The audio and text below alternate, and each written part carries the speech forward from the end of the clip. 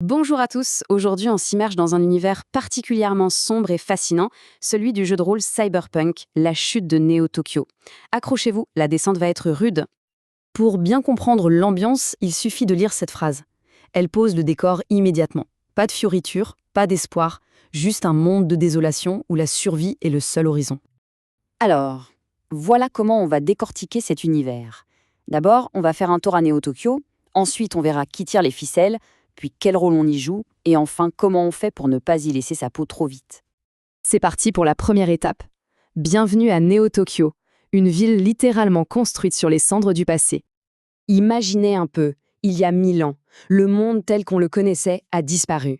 Tout s'est effondré, laissant place à un immense désert de cendres, un territoire hostile peuplé de créatures mutantes et de pirates impitoyables. Et au milieu de ce néant, qu'est-ce qu'on trouve? Neo Tokyo, le dernier bastion de l'humanité. Mais attention, oubliez l'image d'une métropole futuriste étincelante. C'est un bidonville vertical géant, surpeuplé, chaotique, où la lumière du soleil n'atteint jamais les bas-fonds. Mais Neo Tokyo, c'est surtout une ville de contraste. D'un côté, on a le quartier de la mafia, presque luxueux, propre, entretenu. Et juste à côté, les bas quartiers, un véritable labyrinthe vertical où la misère, la maladie et la violence règnent en maître. C'est cette fracture qui définit la ville. Et qui dit ville fracturée, dit forcément factions qui se battent pour le contrôle. Voyons un peu qui sont les pouvoirs en place dans cette jungle urbaine. Il faut bien comprendre qu'il n'y a pas de gouvernement central. Non, Neo Tokyo est un patchwork de territoires. Chaque quartier a son propre maître, ses propres règles et ses propres ambitions. La loi du plus fort est la seule qui compte vraiment. Et la police, dans tout ça? Eh bien, dans les bas quartiers, ils essayent de faire leur travail. Mais ce sont des fonctionnaires à bout, dépassés par les événements, sous-équipés et qui ont perdu la plupart de leurs illusions. En face, ou plutôt partout, il y a la mafia. Là, on parle d'autre chose. Un véritable monstre tentaculaire qui contrôle non seulement le quartier le plus riche, mais aussi toute la technologie importée. Leur influence se propage par la corruption et la peur. Et puis, il y a une ambiance totalement différente du côté des docks. Les marins, eux, forment une communauté à part. Des durs à cuire qui risquent leur vie chaque jour sur une baie toxique. Leur loyauté se forge dans l'épreuve et la survie collective. Bon, on a le décor, on a les acteurs principaux, mais alors quelle est la place d'un individu dans ce chaos? C'est là qu'intervient la vie de mercenaire. Dans la chute de Neo Tokyo, on n'incarne pas un membre de la police ou de la mafia. Non, on est un mercenaire, un électron libre, on a de loyauté envers personne, ce qui offre une certaine liberté, mais aussi une solitude dangereuse.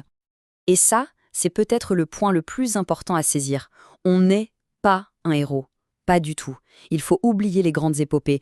On commence tout en bas de l'échelle comme un quasi-débutant qui essaie juste de ne pas mourir avant la fin de la semaine. La création de personnages est à cette image, très concrète, très terre-à-terre. On ne choisit pas une classe de super-héros.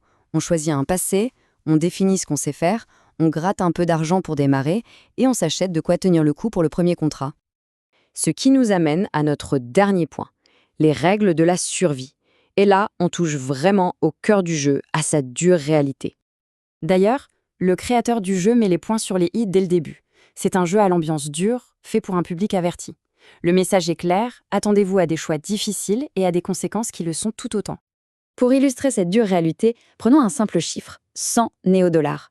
C'est le prix à payer à l'hôpital pour récupérer une seule petit point de vie. Ça vous donne une idée de la valeur de la survie.